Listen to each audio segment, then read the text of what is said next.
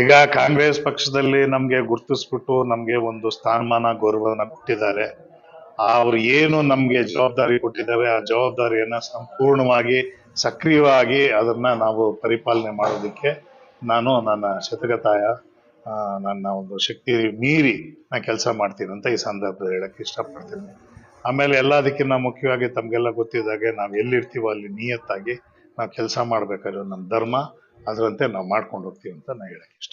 Greater Bengaluru 4 ತಿಂಗಳಲ್ಲಿ ಚುನಾವಣೆ ನಡೆಯುತ್ತೆ ಅಂತ ಹೇಳಿ ನಮಗ್ ತಿಳಿದಂಗೆ ಬಹುಶಃ ಚುನಾವಣೆ ಆಗೋದು ಬಹಳ ಕಷ್ಟ ಇದೆ. ಯಾಕೆ ಅಂದ್ರೆ ಅಷ್ಟೆಲ್ಲ ಬೈಫರ್ಕೇಶನ್ ಮಾಡಿ ಡಿಲಿಮಿಟೇಷನ್ ಮಾಡಿ ವೋಟರ್ಸ್ನೆಲ್ಲ ಒಂದುಗೂಡಿಸಿ ಅದನ್ನೆಲ್ಲ ಮಾಡೋದಷ್ಟು ಸುಲಭ ಅಲ್ಲ. ಸುಮಾರು ಒಂದೂವರೆ ವರ್ಷ ಕಾಲ ಅವಧಿ ಬೇಕಾಗುತ್ತೆ. ಆದ್ರೆ ಉಚ್ಚ ನ್ಯಾಯಾಲಯ ಏನ್ ತೀರ್ಮಾನ ಕೊಡುತ್ತೋ ಅದ್ರ ಮೇಲೆ ನಾವು ಪರಿಪಾಲನೆ ಮಾಡ್ಬೇಕಾದ್ರೆ ನಮ್ದು. ಕಾಂಗ್ರೆಸ್ನ 5 ಗ್ಯಾರಂಟಿಗಳು ಮನೆ ಮನೆಗೆ ತಲುಪ್ತಾ ಇದೆ, ಯಶಸ್ವಿ ಆಗ್ತಾ ಇದೆ. ಇವತ್ತು ರೂರಲ್ ಅಲ್ಲೆಲ್ಲ ಕಾಂಗ್ರೆಸ್ ಪಕ್ಷ ಬಹಳ ಪ್ರಬಲವಾಗಿದೆ. ಯಾಕೆ ಅಂದ್ರೆ ನಿಮ್ಗೆಲ್ಲ ಗೊತ್ತಿದ್ದಾಗೆ ಹಳ್ಳಿನಲ್ಲಿ ಪ್ರತಿಯೊಂದು ರೂಪಾಯಿಗೂ ಬೆಲೆ ಇದೆ. ನಗರದಲ್ಲಿ ಏನಾಗುತ್ತೆ ಅಂದ್ರೆ ನಿಮ್ಗೆ ಗೊತ್ತು, ಸುಮಾರು ಜನಕ್ಕೆ ಇಲ್ಲಿ ಇನ್ಕಮ್ ಟ್ಯಾಕ್ಸ್ ಅವರು ಇರೋದ್ರಿಂದ ಅದ್ರದ್ದು ಅಷ್ಟೊಂದು ಪರಿಣಾಮ ಬೆಂಗಳೂರು ನಗರದಲ್ಲಿ ಆಗ್ತಿಲ್ಲ. ಆದ್ರೂ ನಾವು ನಮ್ಮ ಒಂದು ಪಕ್ಷ ಮತ್ತೆ ನಮ್ಮ ಸಿದ್ಧಾಂತಗಳನ್ನ ತಗೊಂಡು ಜನರಿಗೆ ನಾವು ತಲುಪಿಸಿ ಜನರನ್ನ ನಾವು ಸ್ಪಂದಿಸ್ತೀವಿ ಅಂತ ಹೇಳಿ ನಾವು ಈ ಸಂದರ್ಭದಲ್ಲಿ